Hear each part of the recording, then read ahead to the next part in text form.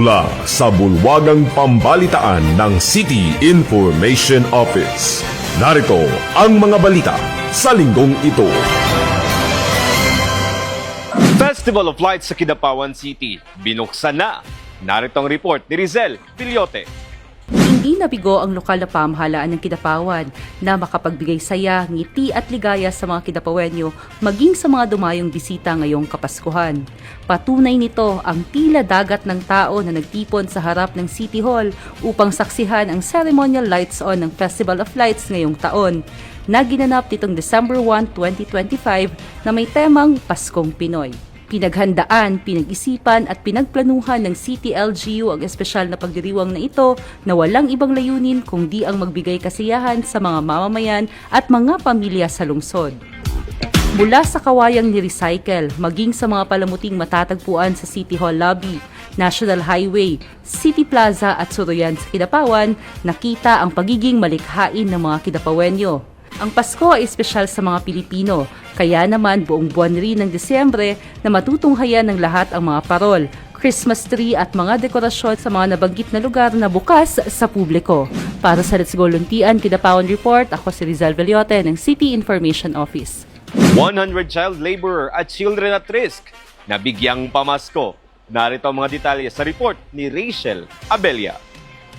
100 mga laborer at children at risk ang nabigyang pamasko ng city government at partners nito sa ilalim ng Help Me Convergence at Project Angel Tree. Layon ng Help Me o Health Education, Livelihood Protection, Monitoring Evaluation na pagtutuunan ng pansin ang kapakanan ng mga bata, mailayo sila sa anumang uri ng pang-aabuso, ipakita ang pag-aaruga sa mga ito at paunlarin ang kanilang kakayahan para maging produktibong mamamayan. Noche Buena items at bigas ang ibinigay sa bawat batang kabilang sa 100 CL at CAR. Maliban sa mga nabanggit, may libreng medical check-up at laboratory services para sa mga bata sa pamamagitan ng PhilHealth Yakap Caravan sa loob ng City Gymnasium. Magkatuwang sa programa ang Public Employment Services Office, City Social Welfare and Development Office, City Health Office, Department of Labor and Employment, PhilHealth,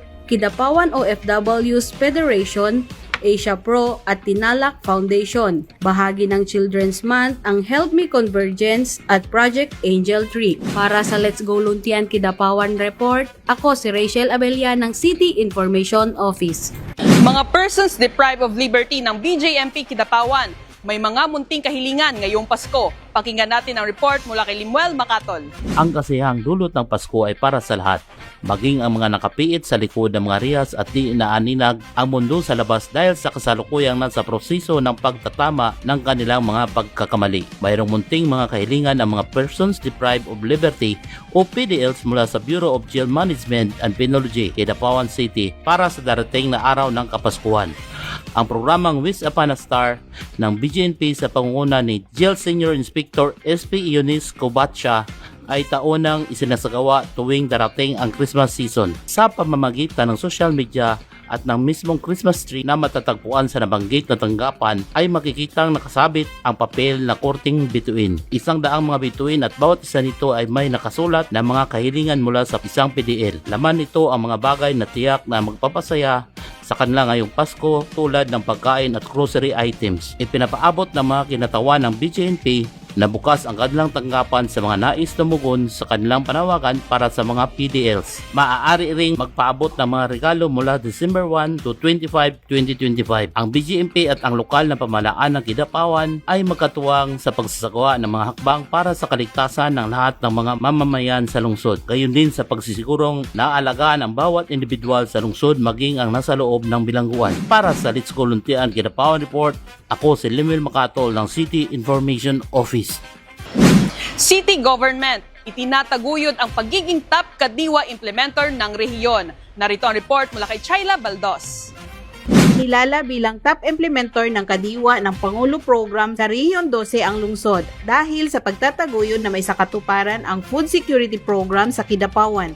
Nitong December 1, sumailalim muli sa evaluation ng Department of Interior and Local Government o DILG ang city government para malaman ang compliance ng lokal na pamalaan hinggil sa Kadiwa Program. Malaki kasi ang pakinabang ng Kadiwa o katuwang sa diwa at gawa para sa masaganang ani at mataas na kita ng Pangulo para matiyak na may pagkain sa bawat mesa ng pamilyang Pilipino. Sa Kidapawan City, pangunahing tagapagpatupad nito ang Office of the City Agriculturist sa ilalim ng buyback program ng City LGU. Binibili ng lokal na pamalaan ang mga produktong pagkain ng mga lokal na magsasaka gaya ng palay, iba't ibang klase ng gulay at prutas, pati na rin mga isdang tilapia at hito sa saktong gate price. Mismo ang mga truck pa nga ng city government ang naghahakot ng mga produktong nabanggit matapos ang pagbili ng mga ito.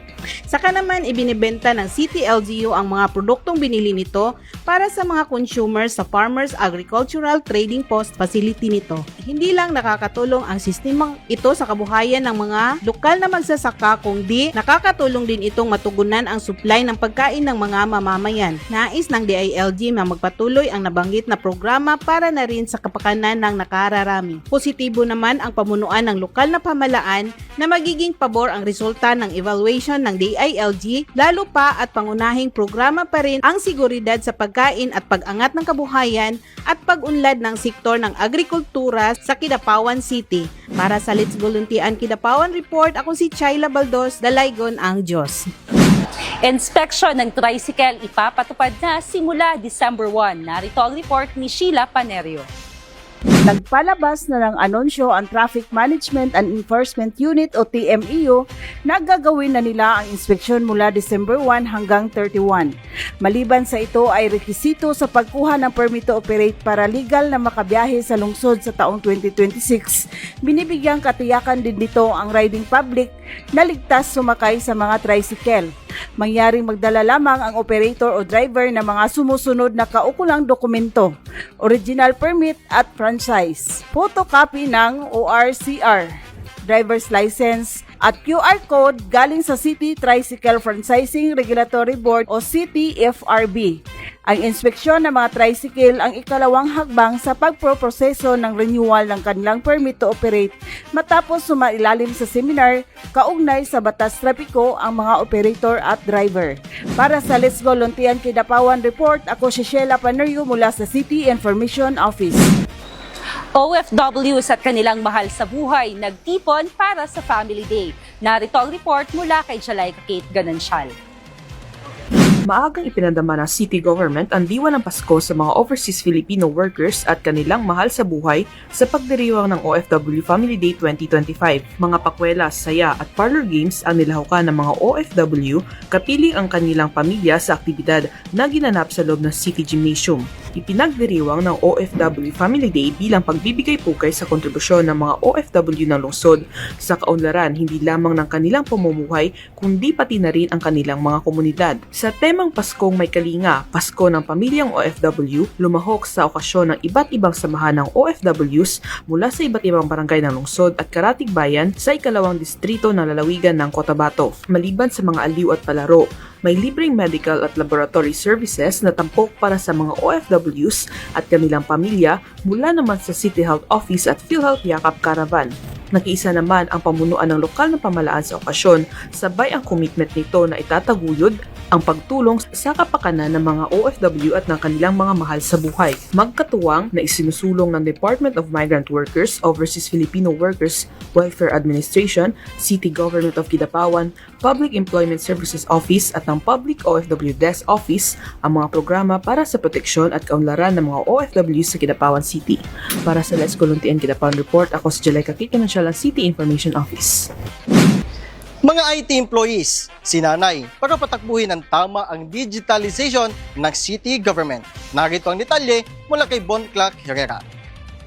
Patuloy na sinasanay ng Department of Information and Communications Technology o DICT ang mga kawani ng city government para sa matagumpay na pagpapatupad ng digitalization sa pagbibigay serbisyo publiko simula sa 2026. Ito ay sa pamamagitan ng Digital Services, Governance and Management Training na ibinigay ng DICT. Layunin ng pagsasanay na palakasin ang digital governance capability ng city government at magbigay ng maayos at mahusay na serbisyo publiko gamit ang information and communications technology. Tinuruan ang mga kalahok na empleyado sa pagpapatupad ng eGov app na dinisenyo ng DICT na gagamitin para sa digitalization. Mahalaga ang training na nabanggit, lalo pa at kailangang mayroong cybersecurity ang digitalization para na rin maprotektahan ang mga kliyente ng city government at hindi basta-basta mahack para gamitin sa illegal na gawain. Malaking pakinabang ang digitalization para sa mas mabilis na pagbibigay serbisyo, lalo na at nadadagdagan ang bilang ng negosyo at populasyon sa lungsod ng Kidapawan bawat taon. Ginanap ang naturang aktibidad sa mismong opisina ng ICT sa City Hall nitong nakalipas na November 26, 2025. Para sa Let's Go Luntian Kidapawan Report, ako si Bon Clark Herrera ng City Information Office. Bagong subdivision, itatayo sa Kidapawan City. Narito ang detalye mula kay Lloyd Kensawasay. Wabi-sabi, uwang pamumuhay ng simple, papayapa at komportable. Ito ang nais maipakilala ng Architects Philippines Incorporated sa mga Kidapawenyo at iba pang residente ng kalapit na bayan. Nitong November 29, ipinakilala ng nasabing kumpanya ang Apoyama Residences na may iba't ibang lokasyon din sa bansang Japan at ngayon ay tatayo na sa Barangay Lanao, Kidapawan City. Formal na binuksan ng Apoyama ang kanilang pinto para sa mga nais kilalanin ang kanilang kumpanya at personal ding tumugon sa kanila. Sina Mr. Teru Sumida, General Manager, Mr. Yuki Ota, ang kanilang Project Manager, at si Ms. Rhea May Baitan na siyang Sales and Marketing Manager naman ng kumpanya. Nagpaabot naman ng pasasalamat at pagtanggap ang lokal na pamahalaan ng Kidapawan kasama ang representante ng City Vice Mayor's Office sa mga opisyalis ng kumpanya dahil na rin sa pagpili ng lungsod bilang lokasyon ng kanilang proyekto. Sa mensaheng ipinaabot naman ni Sumida, sinabi niyang ang klima, ang pagpapahalaga ng Kidapawenyo sa kalikasan, ang ligtas at mapayapang pamayanan ang ilan sa kanilang kinonsidera sa pagpili ng lokasyon. Ang pagbubukas ng Apoyama sa lungsod ay isa sa may tuturing na bunga ng pagsisikap ng City LGU at ng mga mamamayan nito na manatiling most livable place ang Kidapawan City. Katunayan, pati nga ang mga banyagang namumuhunan ay naglagak na rin kapital para magtayo ng subdivision sa lungsod. Para sa Let's Go Luntian Kidapawan Report, Lloyd Kensawasay ng City Information Office.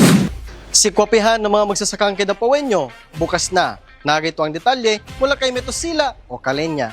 Kasabay ng pagsisimula ng Festival of Lights sa lungsod ay ang pagbubukas rin ng mga magsasakang Kidapawenyo sa Sikwapehan sa Kidapawan City Highwalk. Tampok dito ang iba't ibang coffee and chocolate beverages na mula sa ani ng mga farmers, tulad ng kakao at coffee beans. Bida sa kanilang menu ang ipinagmamalaki nilang brewed coffee o kape Kidapawan, hot sikwate at ice cold sikwate na tiyak magpapatakam sa mga bibisita. Bukod sa mga nabanggit ay may ibang mga ice at hot drinks din sila na pwedeng pagpipilian ng mga customers.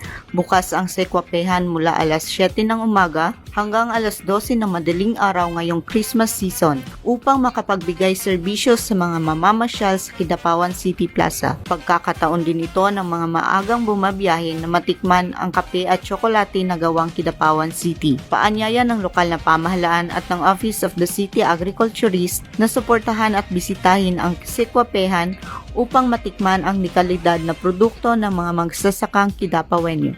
Para sa Let's Go Luntian Kidapawan Report, ako si Metosila Okalanya ng City Information Office. Sadyang ang napakadami na talagang inihanda ang city government na napasurpresa para sa ating mga kapwa Kidapawenyo ngayong Pasko.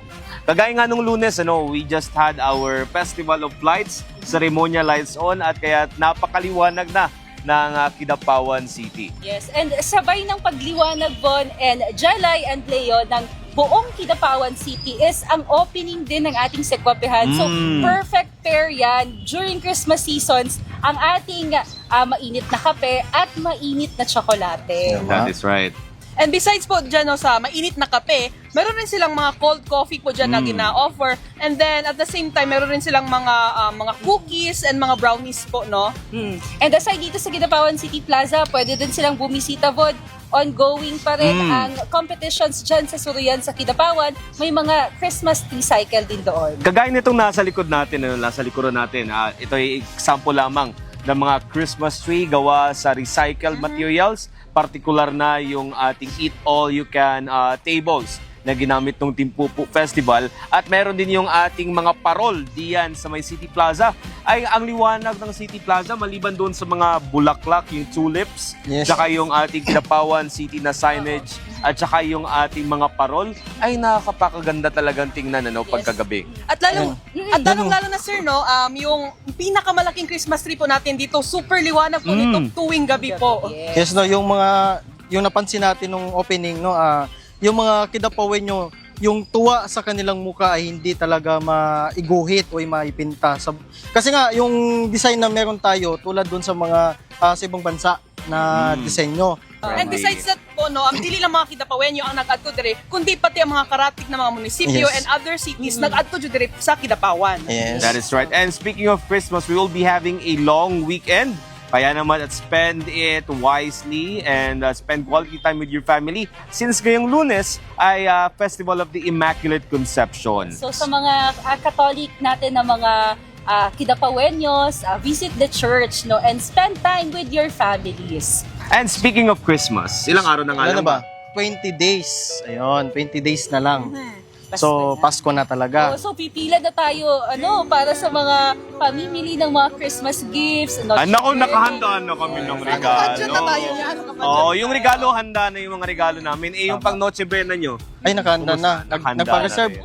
Yung mga gusto magpa-reserve na habang maaga, pa-reserve na. Kasi dadagsa yung mga bibili. Asikasuhin na, i-imagine nyo na kung anong gusto nyong kainin during the Noche Buena para makapamili na and makapag-budget. That is right. At yan na po ang kabuuan ng mga balitang ating nalikom sa linggong ito. Sa ngalan ni City Mayor Atty. Jose Paulo Evangelista, City Information Officer William Magbanwa, ating mga kasama sa likod ng kamera, Lawrence June Madeloso at Rachel Abella, ako si Juan Claquerera. At ako naman si Rizal Veliote. At ako naman si Jeleka Kate Ganansyal. At ako naman si Leumban. At ito ang CIO News!